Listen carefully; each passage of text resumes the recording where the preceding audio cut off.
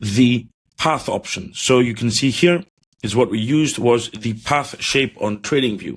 Now, the triangle has a much more efficient use when trading rather than the polyline, the eclipse, the circle, and the double curve. The reason is because there are patterns called bullish and bearish triangles, or even a symmetrical triangle, which means that this feature here is much more useful to a trader. For example, let's say we had identified a triangle formation occurring. So we need an area upon which there is resistance and then a breakout, which is something that is slightly difficult to find currently. But nonetheless, we could have drawn, let's just draw a hypothetical one.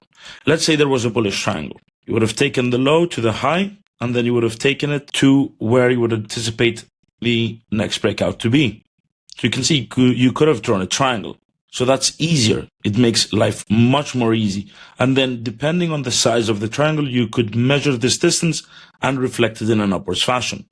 But you could also do the same. You could also do the opposite. So let's see, we had a bearish triangle, which would have been from the high to a low, and then you just extended this. This could also have helped as well. So triangles as a shape have more of a use in trading rather than the other features which we discussed, which are the circle, the eclipse, and the double curve.